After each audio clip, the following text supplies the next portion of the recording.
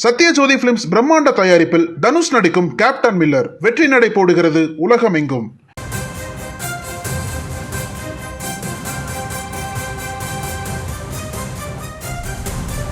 தமிழர் திருநாளை சமத்துவ பொங்கலாக எழுச்சியுடன் கொண்டாட வேண்டும் என முதலமைச்சர் மு.க.ஸ்டாலின் வாழ்த்து மடல் ஒன்றை வெளியிட்டிருக்கிறார்.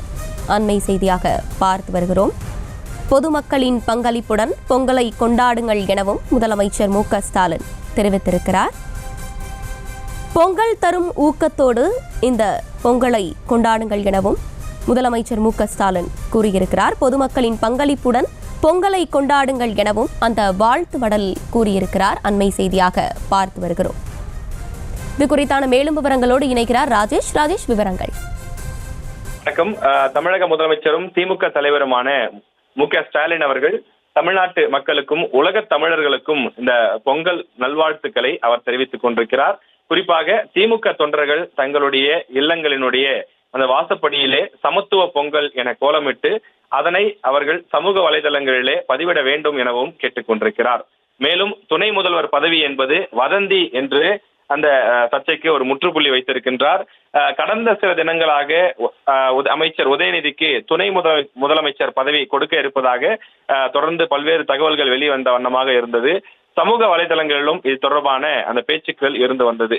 இந்த நிலையிலே அது தவறான தகவல், உதயநிதிக்கு துணை முதலமைச்சர் பதவி அளிப்பதாக வதந்தி பரப்பியிருக்கிறார்கள் என்றும் முதலமைச்சர் அவர்கள் தன்னுடைய இந்த பொங்கல் வாழ்த்து மடலிலேயே குறிப்பிட்டிருக்கிறார். அது மட்டும் இல்லாமல் இளைஞர் அணி மாநாட்டிற்கான ஆயத்த பணிகள் நிறைவடைந்து தமிழ்நாடு முழுவதும் இளைஞர்கள் பெரும் ஆர்வத்துடன் திரண்டு வர தயாராகியுள்ள நிலையில் வதந்திகளையே செய்திகளாக பரப்பி வாழ்க்கை பிழைப்பு நடத்தி வயிறு வளர்க்கக்கூடிய பலரும் இதுபோன்று பல தவறான தகவல்களையும் என்னுடைய உடல்நிலை குறித்து பொய்யான தகவல்களையும் பரப்பி பார்த்தார்கள் என்றும் குறிப்பிட்டிருக்கிறார்.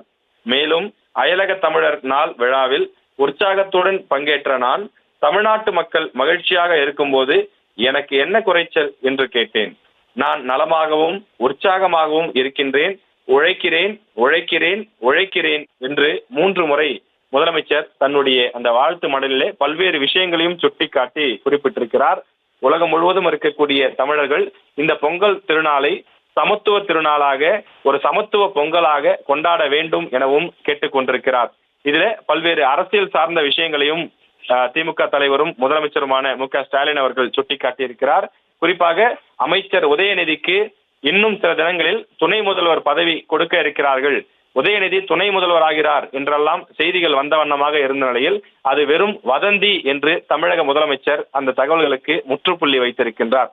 உதயநிதி அவர்களுக்கு துணை முதல்வர் பதவி கொடுக்க இருப்பதாக வந்திருக்கக்கூடிய தகவல் என்பது வேண்டுமென்றே திட்டமிட்டு பரப்பப்பட்ட வதந்தி, அது உண்மை இல்லை என்று தமிழக முதலமைச்சர் திட்டவட்டமாக அதனை மறுத்திருக்கின்றார்.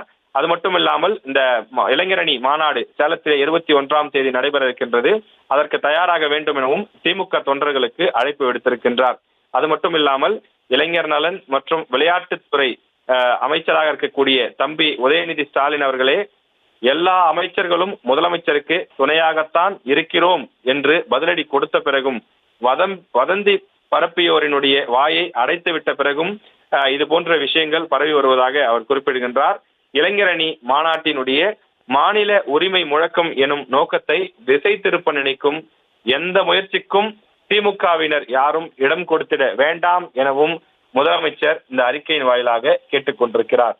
மேலும் மாநில உரிமைகளை காத்து கூட்டாட்சி இந்தியாவை உருவாக்கும் நோக்கத்தை செயல்படுத்தவே சேலம் இளைஞரணி மாநாட்டினுடைய நோக்கம் என்றும் முதலமைச்சர் திட்டவட்டமாக தன்னுடைய அறிக்கையிலே சுட்டிக்காட்டியிருக்கிறார்.